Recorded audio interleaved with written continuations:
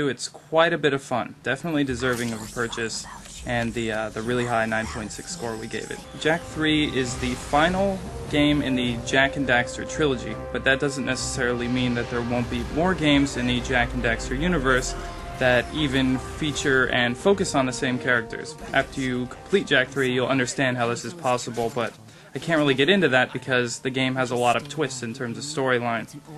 What it does do is wrap up a lot of the loose ends from Jak 2 and Jak 1, and it makes the world and the characters climax. It concludes in like a very fantastic way. It has an actual honest-to-goodness ending that's very well thought out. It's it's incredibly funny. It's very satisfying. So the entire gameplay experience culminates in this really great segment. Unfortunately, the gameplay experience itself is somewhat shorter than the previous games. It's take you about 10 hours, maybe 15 if you take things slow and you go through all the side quests. Now, even though 10 hours doesn't seem like a whole lot, it's paced so much better than Jak 2 that there isn't a single moment where you won't be having fun. The first half of the game completely does away with Haven City.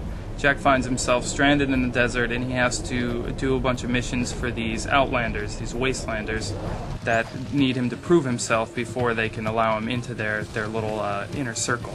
And these involve a lot of car racing, a lot of platforming elements, on-rail shooting, stuff that's like tobogganing, a lot of advanced hoverboard platforming, just a huge variety of missions that are strung back to back to back to back to back and never really lets up.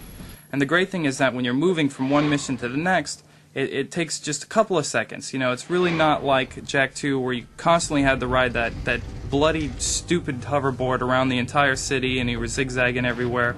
That never really happens. And if you do have to go a very far distance to reach a new mission, the game usually strings littler missions between there. These missions and this lack of random world traversal make the game feel really cohesive. Of course, you have a million little sellers, you have a lot of gameplay variety, like we were talking about.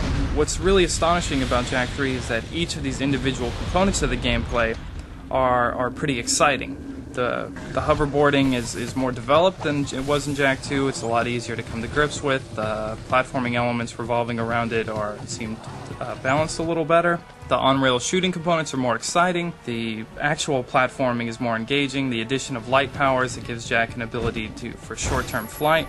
They make the game really much bigger than it was before, even if the actual experience is somewhat shorter. And this is probably the oddest part about Jak 3. You want to play through beginning to end. Now, there are a lot of AAA fantastic titles that are like this, but in Jak 3, playing through beginning to end actually involves dying a lot because it's a pretty challenging game. It's not nearly as frustratingly difficult as Jak 2 was, but it's so challenging that I'd say roughly 75–80% of all of the missions that you undertake, you're probably going to die or fail the first time through. Now, in typical Jak fashion, right when you do die or fail, you reload instantaneously. In fact, there's virtually no loading in the game whatsoever. Even if you keep dying over and over and over again, you'll still have fun. I pretty much guarantee it, because I'm a real hateful kind of guy, and I get mad at games so easily that I've broken more controllers than I've drank a glass of water in my life. When I play Jak 3 and I keep falling off the pit and I keep dying in the car and I keep getting shot by some bloody metalhead that's hiding in the corner, I never think, oh, this game sucks. I never think the computer's cheating me. I never think my controls aren't developed enough to allow me to win. The only thing I am thinking is that everything's so responsive that the only way I'm actually losing is because I'm simply not good enough to defeat this challenge. As I mentioned in my review, it's a little tough to admit this just off the bat, I suck at a game. But it's not really like that. It's that the game gets harder and harder so that when you do lose, you feel compelled to jump back in there and beat it because you know you can, because you know the game's not inhibiting you. And so when you do beat it, you get this great sense of accomplishment, like you've actually completed a very challenging task and you're ready for the next one, you're ready to jump into it. Front to back, that's what Jak 3 is all about. There's not much more you can want in a game, save for some multiplayer, but you know what? Who cares? That's what Ratchet's for. If you want a terrific action platformer with a fantastic story and, in my opinion, the best graphics on PS2 and some of the best graphics on any system, you definitely want to buy Jak 3. I would pick it up again if I didn't already get my copy for free.